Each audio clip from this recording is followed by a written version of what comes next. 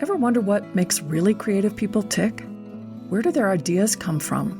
What keeps them energized? What kinds of things get in their way? Is their life really as much fun as it looks from the outside? Hello, I'm your host, Lily Pierpont, and this is ArtStorming, a podcast about how new ideas come to life and become paintings, sculptures, plays, or poems, performances, or collections.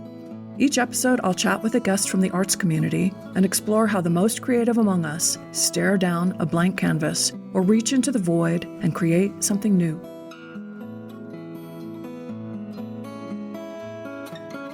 Today, I'll be ArtStorming with Matthew Chase Daniel, and it almost happened by accident. I had Matthew on my list of potential guests, but what sealed the deal and made the interview actually happen when it did is a perfect Santa Fe story. Now, Santa Fe is big enough that you can go for years without seeing someone you know quite well, even when you're in the same general circles. And maybe it's because Santa Fe Arts Circle is so huge, or maybe the people I know are just on different schedules, and they're pulling into Trader Joe's just as I'm pulling out. But today was one of those small world Santa Fe encounters. I was picking up a prescription. The line was really long, and I noticed that Matthew was several people ahead of me. Now, I wasn't trying to jump in line or anything, but the point is there was plenty of time to say hello. I usually see Matthew at events, and it's often across the room, and he's often engaged with a visitor to his gallery, which you'll hear about shortly. So I rarely get a chance to chat with him in depth. Anyway, we started the usual catch-up banter, and then I remembered that I had heard or seen that he had a radio show, and I asked him if that was still going. Well, the time passed very quickly. We each had our prescriptions and walked our conversation out to the parking lot. Naturally, I asked him if he'd consider being a guest on ArtStorming, and he said, sure. And when we started to do the calendar thing, he said, well, I'm free now. And I said, now? Well, I guess I'm actually free now, too. So this is what that now turned into. So I'm here with Matthew Chase Daniel. Everyone's got a podcast now, they say. It's a new thing. So as an introduction, I'll just say that the last time you were here at this house, probably sitting in that chair, we were doing another project together, which was through Axel, which I'm going to make you talk about. Yeah. And it was with an artist, Stephen Ozier, and we created this like trippy thing inside. It was called Iris, and you went in through the back, and there was a tiny room made out of mirrors with this glowing ball in the center that flashed incredibly bright light in different colors. So you get closed up in there. A component to it where the floor was vibrating. So that's right. Sensory experience. And so that people had a 2-minute experience. We strapped. They had to sign a release in case they died in there. And we monitored their brain activity. And then we had this little what do you call it? What did I call it? Like a little breakout session afterwards. And I had used these blow-up chairs when we were in the rail yard. Oh, yeah, that was wonderful. And a little space there. About the experience. It was. Yeah. And the flashing light experience, it's sort of like a psychedelic experience, and it's sort of like a meditative experience. It really changes your sort of psychological reality for a little while, and maybe for a long time. And Stephen continued to do research and work with that sort of stuff. He and I work together. The Lena Wall is a thing I curate on the corner of Lena Street and 2nd Street, which is where Stephen's studio is. So we were involved in that because he's engaged in that and very supportive of that. And when we have opening events and artist talks and stuff, that all happens in his studio. Which is a great space. Yeah, which used to be Cloud Cliff Cafe restaurant. The bakery is still in the back, but the front, what used to be where people would sit and eat, which my wife Julie worked in when we first moved here 35 years ago, is now Stephen's studio. And Stephen has a show up now at G2 Gallery on Gypsy Alley on Kenyon Road. Yeah, but it's up to the middle of this month, middle of February. So check it out. Me too. What I just want to insert here because it's just so much fun that the way this is even happening is that we were standing in line at Walgreens waiting for prescriptions and we bumped into each other. And that's the cool thing about Santa Fe is that, you can just be going about your day and this wonderful overlap of people all come together, and we all actually live here in addition to doing all our various artistic endeavors. Yeah. We do pedantic things like go pick up prescriptions at Yeah. Walgreens, and then we get something spontaneous like this to happen. So And they did it fast for me at Walgreens. They didn't have it filled, and they said, "Oh, you have to come back in 4 hours." And I said, "Can't you just do it now?" And 5 minutes later, it was done. So, see, small town. hooray to Walgreens. So let's start by a little bit of why don't you give me an overview of all the projects that you're working on? Because I knew you, of course, your participation in Axel, but you've been up to some other stuff. Yeah. Since I last saw you. Well, so Axel Contemporary, as a lot of people know and some may not know, is a mobile art space gallery in an old 1970 aluminum delivery truck, which has raised ceilings and lighting and windows. And my friend Jerry Wellman and I have been running that since 2010. So that's 14th. We're in our 15th year, I guess. And it's a mobile gallery. It's a mobile gallery. Sometimes we have like group shows, mostly in the summer, works on the wall, works for sale around different themes. Sometimes we have installation art. There's nothing for sale. You just look in the back. Those are more in the cold weather, so we're not sitting in there. During COVID shutdown, we started doing printed wheat pasted art on the exterior. So it was COVID safe thing. People could walk by or drive by. And like a la JR. Yeah, or any wheat paste street art kind of thing.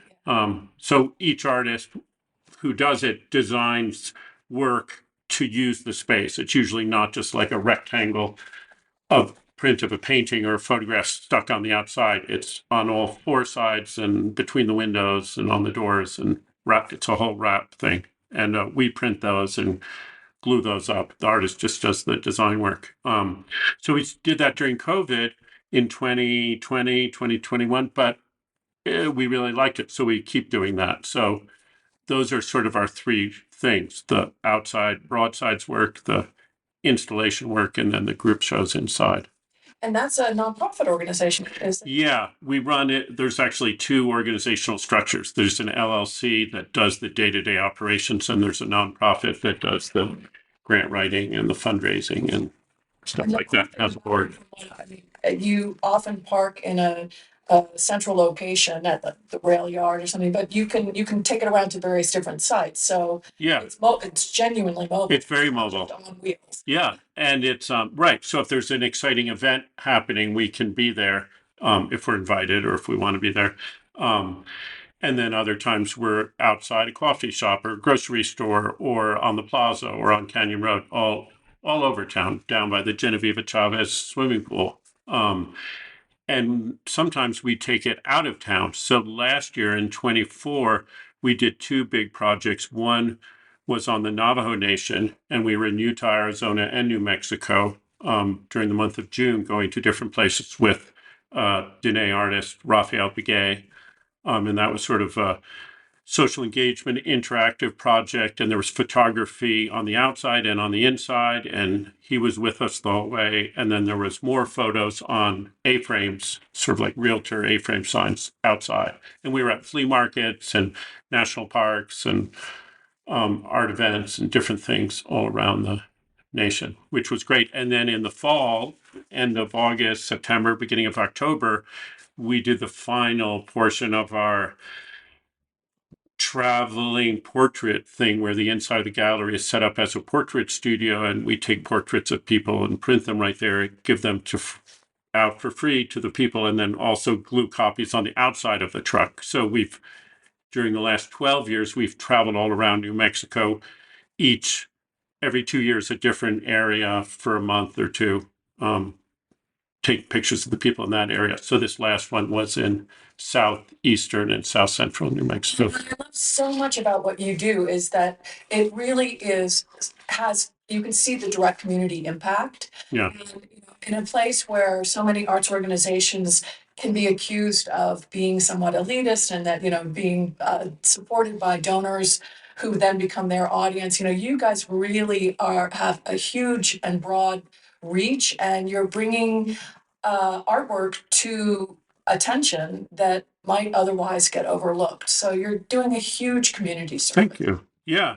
I think a lot of larger art organizations really want to do that community engagement, and they're a little stuck because there is culturally, it's a little difficult to get people to show up in your fancy museum or gallery.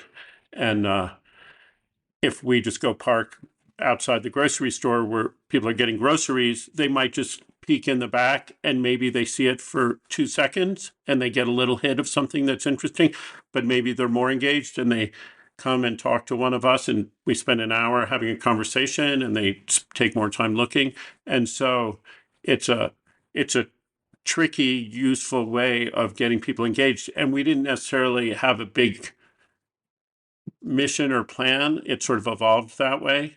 For us, we started it thinking it was kind of a silly, fun idea, and let's just do it. Because without thinking it, that's the best way for things to emerge, because then you don't really have like this whole projected idea of what it's supposed to be, and like whatever. Right. We didn't have a business plan. We didn't have a big mission. We didn't necessarily think it was a good idea, and I think that's a important thing for young people in the arts. And in all sorts of business, is if you have an idea that sounds really stupid, maybe there's a grain of something really great in it. Because it's hard to find something that hasn't been overdone. Sure. You look on the internet now, you want to start a mobile art gallery, there's probably hundreds out there, even though you've never heard of it. You thought you invented it. So anything you think of that's not the sort of thing that other people are already doing might be worth exploring. Well, how did you and Jerry come to the idea of it in the first place? So you had to get the truck. Yeah. It was a little bit, it had to be a little bit thought through. Yeah. Well, we're both working artists, and I was working on a series of portraits of artists working in their studios. And I spent a few hours with him while he was making some drawings, taking pictures of him, and we started talking about this. I live out Old Las Vegas Highway a little bit, and there where they sell firewood and rocks on the side, there was this 1970 International Harvester big flatbed truck, yellow and red, and I just thought it was the most beautiful thing, and I wanted it for no reason. I'm not a person who generally wants to collect a lot of things, but I wanted it. So I was telling Jerry about it, and he had a little travel trailer, and he was thinking of hanging some little small works of his and parking it somewhere and event. So he was like, oh, what if we opened a art gallery, bought this International Harvester? So we contacted the owner, and it turned out it wasn't the right truck. And then we were sort of off and we were looking at airport, shuttle bus things. We wanted something easy to walk into and not too intimidating. And so we settled on step vans because they have the interior stairs. It's not too high to get in, like a flatbed, all of that. And then we looked around and we found the truck for sale on Craigslist in Colorado Springs and brought it home and spent a couple months lifting the roof and building the walls inside, and then we had a show and people loved it, and then we had another show. Now it's been about 200 shows, and that's so amazing. And did you show your work? We have shown some of our works, but it's never been. I think that first show, maybe we both had work, and then also Paula Castillo and Eliza Naranjo Morris. I think it was maybe the four of us. There might have been more. Show Paula's work, because that's really big. Paula's work were drawings or digital drawings. Yeah. Sort of related to, but not exactly the same as her sculpture. Yeah. Wow. And so you've been here long enough that you've cultivated all these relationships with artists, and as an artist yourself. Were you ever a showing artist here in Santa Fe? I show in a gallery mostly in Los Angeles, Craig Kroll Gallery in Santa Monica, but I have shown here. Victoria Price used to show my work, and Evo Gallery used to show my work, and then I've had pieces in other shows over the years. Which side do you like being on better, being on the artist or the promoter? Promoter side. Well, these days when COVID started, I got a little, how to say, I wasn't that motivated to make more objects to put out in the world, partly because it was isolation and just like, I don't need to make this for who, for what. But partly, It was like a huge buying spree because people were cooped up and yeah, and a lot of people are like, oh my God, I can just stay home and make work all the time. That's great. But for me, it was the opposite. I was like, I don't need to make anything. And it never came back. It used to be, I was sort of driven to it. I had to go out in my studio and go outside and be constantly putting things together, like going on a vacation and lying on the beach in the sun was the worst thing I could imagine. So I'd go on a beach vacation with family or whatever, and I'd bring some pliers and some wire and some needle and thread and find things and put them together and make things, while I was there.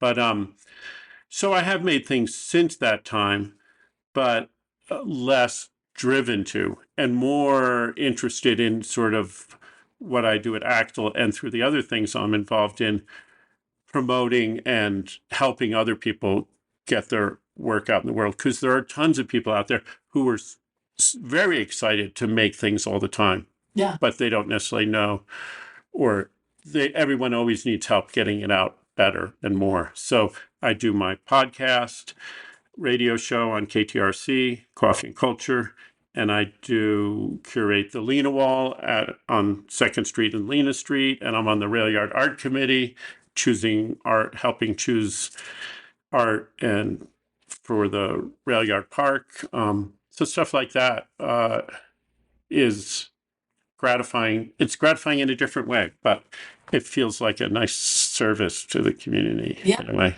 I think a lot of what I talk to about when I'm talking to the artists on this show is like how they access the creative field and what that feels like coming through them as the medium. But there's a bigger component to that, which is bringing art, going into the field literally of artists and bringing that out to the public. So there's another tier of that, and it sounds to me like that's really you're finding your satisfaction in that. Yeah, and if I go to galleries where here in Santa Fe or New York or LA or wherever, I might see 100 different artists' work, and there might be one or two, if I'm lucky, that really thrill me and inspire me. Most of the art I see, I'm like, when I look at art all the time, every day, most of I get a little jaded. Like it's rare that something really stands out and inspires me, and when it does, I'm very excited to help that. I can totally get that because there's a certain,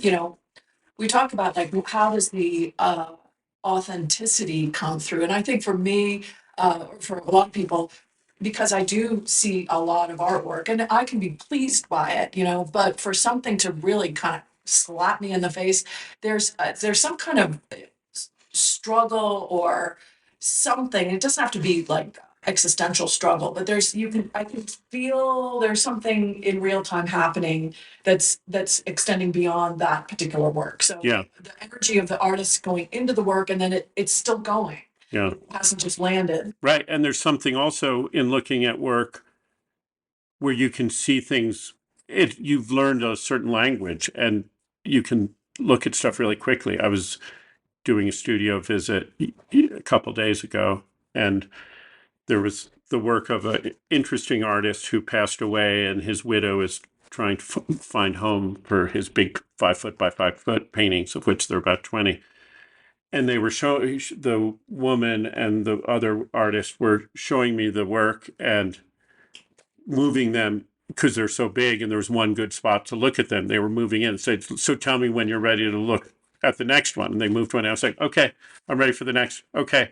And it was like a few seconds, like you get a great hit on something and get a sense of it. You're not necessarily sitting there living with it. That's a different way of engaging with art. But just, I feel like I've learned a lot about looking at art just through the practice of doing it, as well as through school and talking with other artists.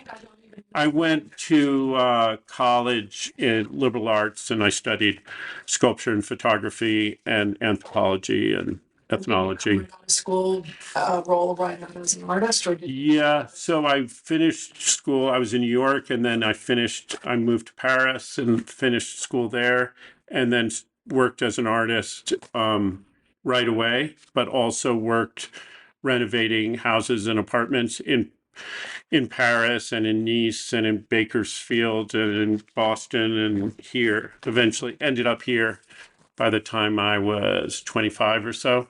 So that was soon after that. And did a lot of renovations and historical renovations on adobe houses and redoing kitchens and building fireplaces and stuff, just pretty much independently.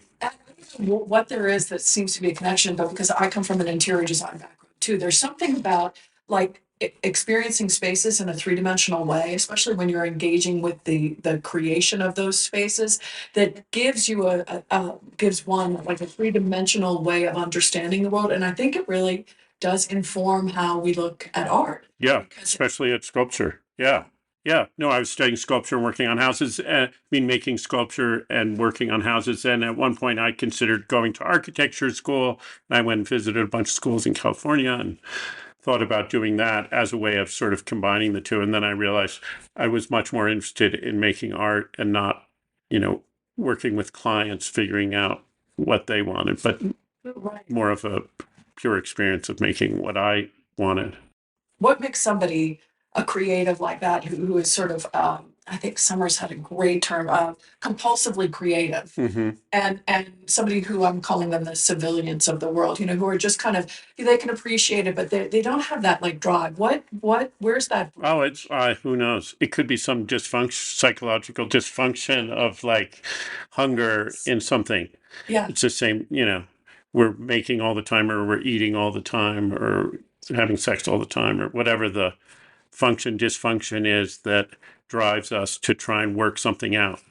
Some people go to psychotherapy and that's really meaningful to them. And I've done some of that and it's been great, but I work a lot out. It feels like through the making and the just that the creatives have in my observation and my own honest personal experience is that, it becomes a lot easier to invent your day. Like if you're used to creating from nothing and you're not afraid of making mistakes, you can problem solve the little stupid things of the day a little bit easier because things don't have the same weight. You're used to throwing something at a canvas, and if it doesn't work, you do it another way. Yeah. And I feel like that kind of emboldens people. I mean, creatives. What? Yeah. The last few months, Axel had our last show was maybe the beginning of December, and we don't have something else until beginning of March. And that usually takes a lot of my time. We usually don't take that much time off in the winter. And so I've been finding myself bored a little bit, which is very unusual for me. And just like waking up in the morning and like, I don't know, I'll check my email, I'll look at social media, whatever. Prescription and do a podcast. Right. And it's a little unusual and difficult, but I'm also sort of trying to relax into that boredom and allow that to be the sort of let something percolate to the top in a way that I don't when I'm super busy, just like getting the next grant in or writing the next press release or painting the next wall or driving to the next town or whatever for the other work I do. And so I think, I feel privileged that I have the time to be bored and and that I don't have a 9-to-5 job these days. And I can wake up and feel bored and Yeah, well, I mean, 9 to 5. I mean, I'm sure the work you do exceeds the 9 to 5 bracket. yeah, it's more than 40 hours. It's all I do. Yeah. And recently there's a bunch of pinon trees that have died around where I live. And so I've been cutting them and trimming them a little and flipping them upside down and peeling all the bark off of them and putting them in the landscape. It's odd. It's compelling to me. I'm not sure, I don't have a great explanation for why it's interesting, but it's interesting. And so, Is it because you're engaging with a natural material, which is different from your normal medium, or? Well, I've cut a lot of trees for firewood, so it sort of grew out of that. It was like a dead tree that I wanted to come down because I didn't want it to fall on a fence or whatever. So I was cutting it down, and then I was like, oh, what if it was the other way? And so maybe don't cut it up first, and then the bark beetles, make it so the bark is loose. So then I would just with a little hatchet taking off the bark and cleaning it. And then it's like these beautiful natural forms. And then it's like, oh, okay. So I'll haul one, drag one behind my truck up to this little meadow space. And Yeah, I mean, I think those of us who sort of traffic in the creative field forget that, it's not a common thing to do when you're out like chopping wood for firewood, and then all of a sudden be ensconced enough in the project that you just think to flip the thing over, and then you strip it of its arms and or whatever you call it, yeah, limbs. limbs. Yeah. And then all of a sudden something else is emerging, but that takes a particular type of curiosity in mind, and like Yeah. Or, nothing is taken for granted. Nothing yeah. is just a normal thing. Everything is a potential art project. Yeah. Maybe that's just because I'm bored because I stopped smoking weed or something. No, I think, yeah, I think it's an openness to think about that. I don't really believe that like creative people, artist people are like some special breed that other people aren't. I think it's just a choice of how to engage and how to look and taking that time. Like you're not just there cutting the wood because you need the wood, you're cutting the wood because you need the wood to heat the house, but you're also engaged in the physicality of it and looking at the grain of the wood and looking at the bark and the different kinds of wood and the bugs that ate it and what do their little grubs look like when you're peeling the bark, and just an interest. And it's an interest in science and ecology and art and nature and Yeah, but all those things. I mean, yes, we all have that capacity, and one of the reasons I'm doing this project is so that we can all remember that we all have that capacity, and that it Yeah. isn't something that is, reserved for one particular group. But I think it does involve, disengaging from the little square thing that we are mostly attached Yes. to, and getting back, doing something that involves engaging with something outside of technology. And Yeah. But technology can be a way in too. I just made a video of there's a new installation by James Gould called Sprickle, which is this strange little, looks like a barn or a granary in the middle of the rail yard park. And I spent a week on and off helping him install it. And while I was doing that, I shot a bunch of video of him and his helpers putting it together. And I just, it's something to promote it on Instagram. And so that's using my little rectangular machine in a creative way. And I really enjoy that, shooting video, editing video, and with social media and all that. As much as it is a distraction, it's also a great way to put out things like short films that. Another case in point that, you're just one of those animals that no matter what tool's in your hand, you're using it for some kind of creative, it's just how you're wired. Right. I put in the screw helping him, and then with the other, then I'm like, oh, I need to shoot more video, back and forth. Yeah. Yeah. I think it's staying busy too. I'm not great at being still, maybe.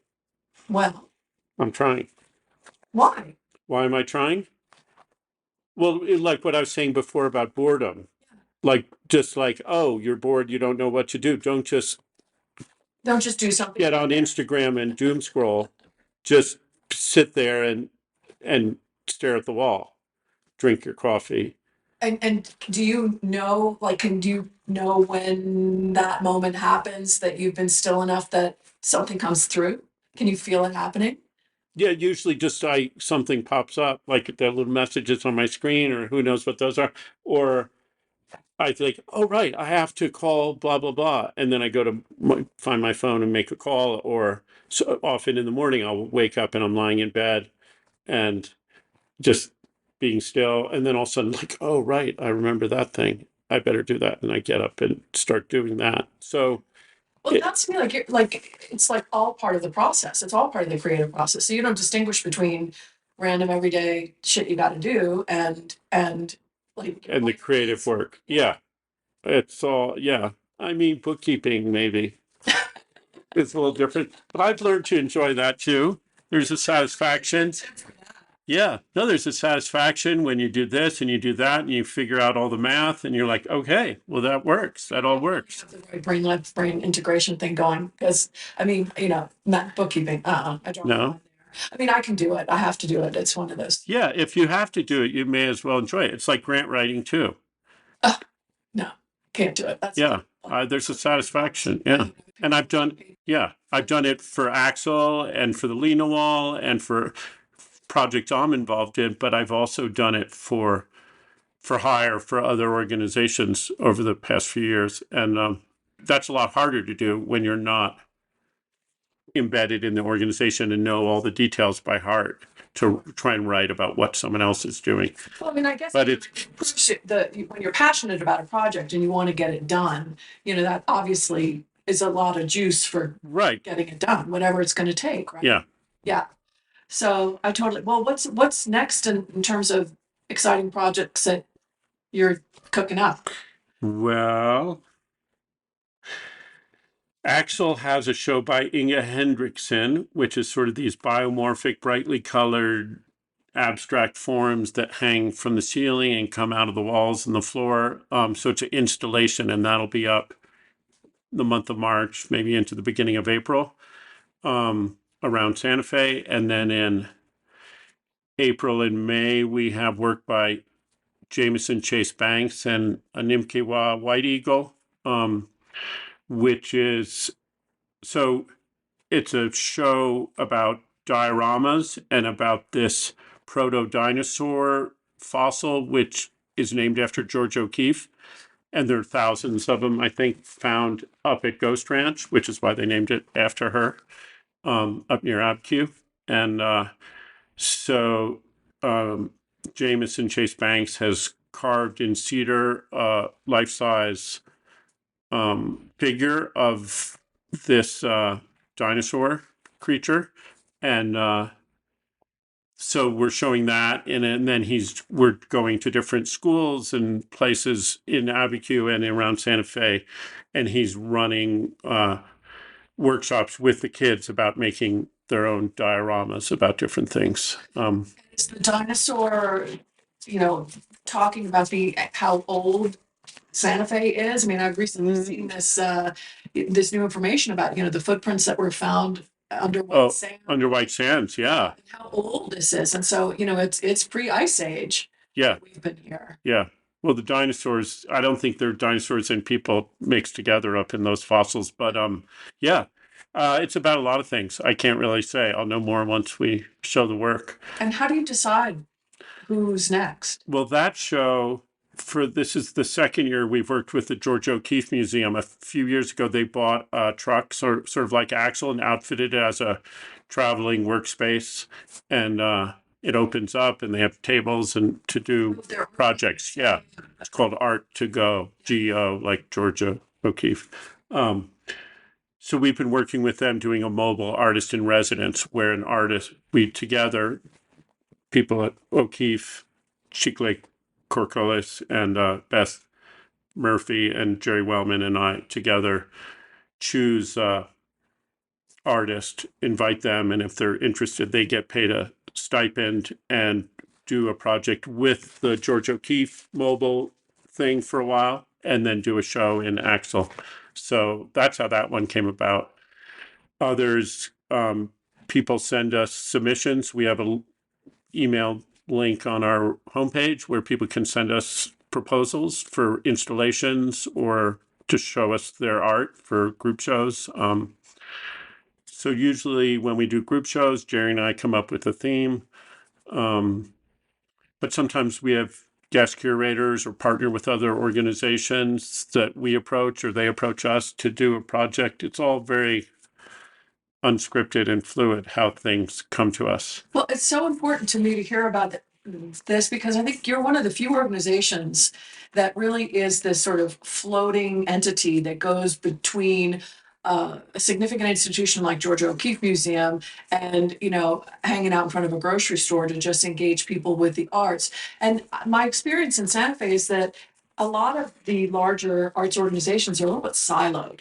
Yeah. And there isn't this, overreach that I feel like there could be. And what could we do if there was more? Yeah. Sometimes I feel like we're sewing, like we're a little needle dragging a thread and driving around and pulling these things together and weaving something together and we adore working with George O'Keeffe or Site Santa Fe or the Folk Art Museum or the Museum of Indian Arts and Culture or countless big cultural institutions that we've worked with over the years, but also working with things that aren't perceived, grocery stores and coffee shops, and being on the street and available and accessible and unpretentious. So we try and break down those barriers. And our feeling is those organizations are really trying to break down those barriers too.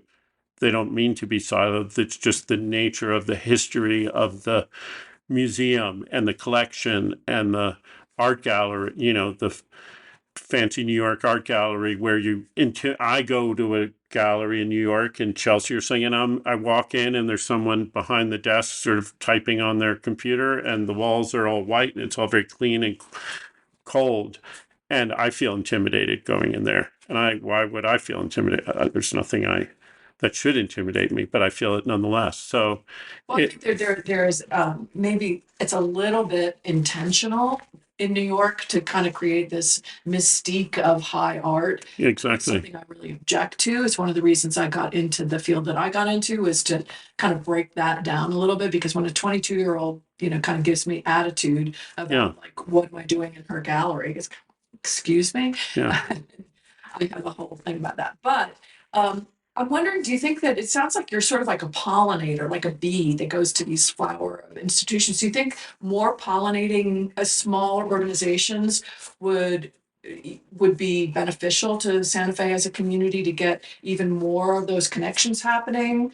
Yeah, I mean, I think there are things. There's little alternative art spaces and music spaces, and I don't even know what they all are, but they come and go and graduate and become bigger things, or close down and the people move away, or what, there's a whole range of things. So I think the more of those, the better. But I also think it's very hard to make it work. Like Jerry and I run Axel, and we hire an accountant to help us file our taxes for a few $100s a year, and we pay for insurance. And otherwise, we do all the work ourselves, whether it's writing press releases or social media or curation, or even a lot of, changing the alternator in the vehicle or whatever. So, and both of us are older and have had other careers and have some money, so we don't need to pay our mortgages on our houses with the money we make from running Axel. And so we're in a privileged position to be able to do what we do. And if I were 25 and didn't have other resources and tried to make a go of it, I don't think that would be the smartest way to go. But maybe. I mean, we do. Jerry and I've been doing it a long time, and he's a little older than I, and we think about what Axel will be in 5 years or 10 years, and how can we bring other people in who can do To carry it on. yeah, to carry it on Yeah. when we're done, or to help us so we can do less, or whatever it is. So we're always on the lookout for how that could be, and it's not easy to figure out. And But have you noticed sort of the direct impact that you, as that coordinate, uniting thread, has had on the community? I mean, what underserved communities have you really been able to feel like you've reached? well, we mix it up a lot. So some of the communities we reach are well-served communities. They're people who like art and who go to art galleries, or who are on the plaza or Canyon Road, a lot of tourists. I think, but then there's also people who don't do that on the south side of town, or the west side of town, or at grocery stores. And so it's just people of all walks of life, economically and racially, in every way, might come by. What's most remarkable, I think, is since we've been in Santa Fe for so long, and Santa Fe is really an art town, people aren't that surprised to see art in an old truck on the side of the road here. But when we go to Belen, or Lordsburg, or Clayton, or Las Vegas, or we've been all over the state of New Mexico, or Monument Valley in Utah, or the flea market in Shiprock. It is a surprise, and people are thrilled and inspired to see that there, Yeah. and really appreciative that we bother to drive out there and set up, and they're important enough. Yeah. And so those are all different sorts of communities, and they might be like progressive, Democratic communities, and they might be really conservative, Republican voting communities in southern New Mexico. But feel in general, and there's occasional exceptions, but rarely ever, people are thrilled to see us there and appreciative that we're there. And, so we've gradually also made all these connections with people in each of these little communities where we've wanted to go. So we contact people and they help us. And now it's easy for us to go back there. So partnering with other large organizations that are trying to get their work out in the world, it's really nice that Axel can help do that. Like, oh yeah, we can go to Hobbs. We know the people down there who will help, and whatever. It comes down to relationships as much as the art that you're actually bringing. The relationships allow us to get it out there, because we can show up somewhere in some town and park on the side of the road, and that's fine. But if there's an article in the local paper, or everyone gets an email from someone they know, or it's on, and social media has really helped too, because we can pay for boosting of a Facebook event in some little town, in Deming or something, where anyone who's on Facebook in Deming will see that we're going to be there. And before there was social media, that was impossible. And that we can do that for $20 or something.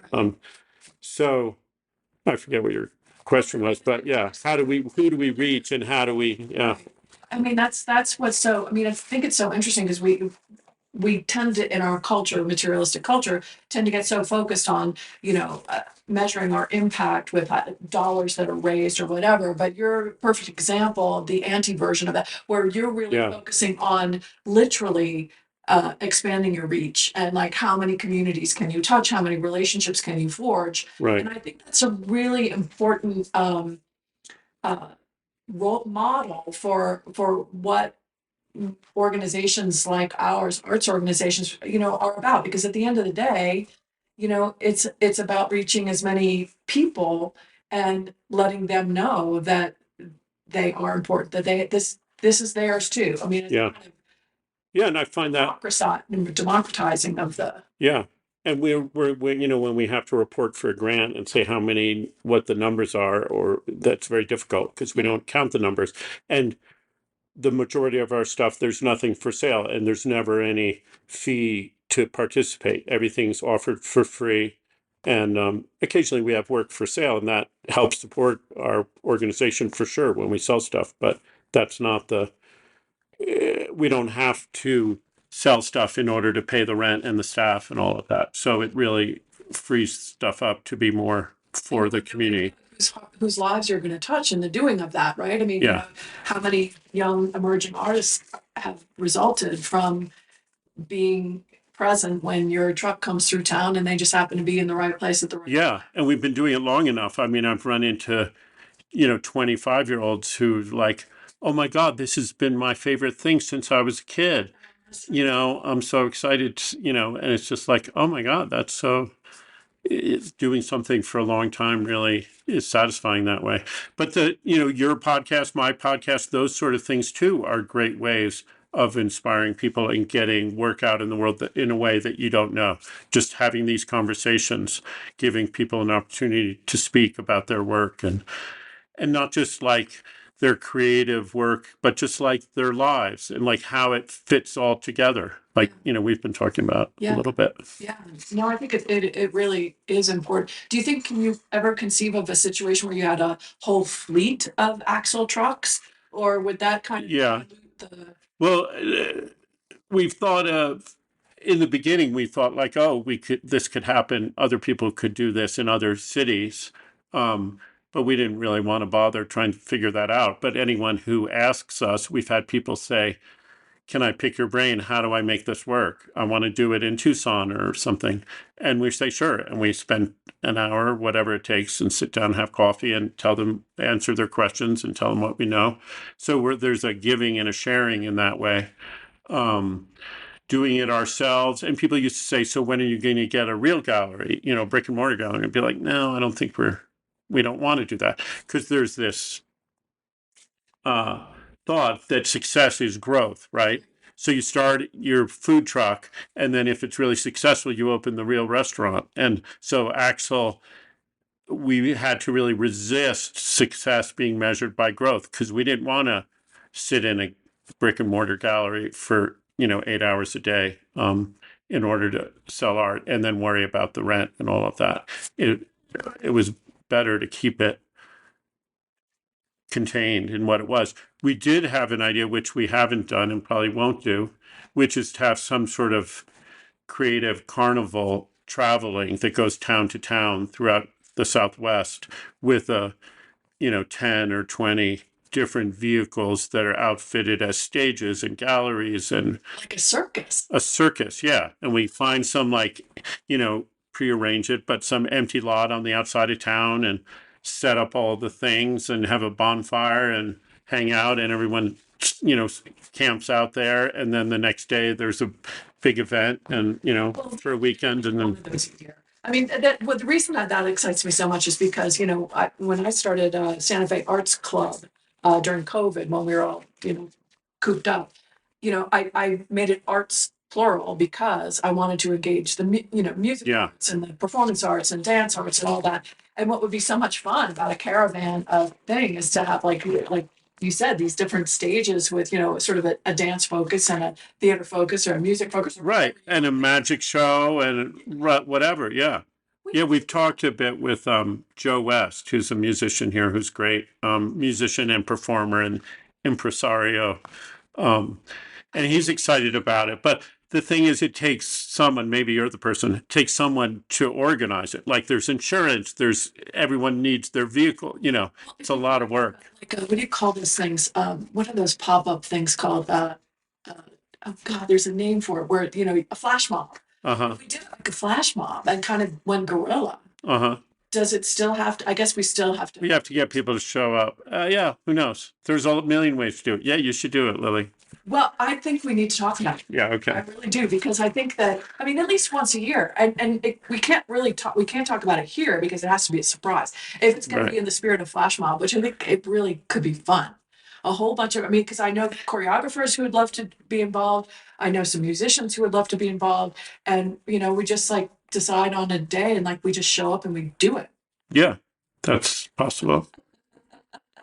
All right. Well, maybe we'll talk about that. Again, there are more ideas than there are hours in the day, right? Yeah, Which it's good to have ideas and throw them around. Yeah, why not? I mean, I think the most important thing that can come out of all of this is that obviously we're living in a time where there's a lot of tension around and there are a lot of unknowns. And I think Really, I haven't noticed. but we're going to have to keep it light. We're going to have to stay engaged in a way that's, that's not the doom scrolling and the this and the that. And what better way? I mean, this is one of the other great things about the arts is that, it can kind of take us outside of that realm of that life is going to hell in a handbasket and kind of introduce something new and unexpected. And we'll just need to Yeah, you got to explore it. keep, and I think it's important to engage with not the doom scrolling, but the doom, and see where the opportunities are to make a difference and activate those. And it's important also to get away from that and do things that are, like you say, are light Fun. or fun or yeah. Yeah, and I guess that's not to deny that there's bad stuff going on. Right. And to some degree, we're implicated in the bad stuff, and we need to take responsibility for our role in society and what we do.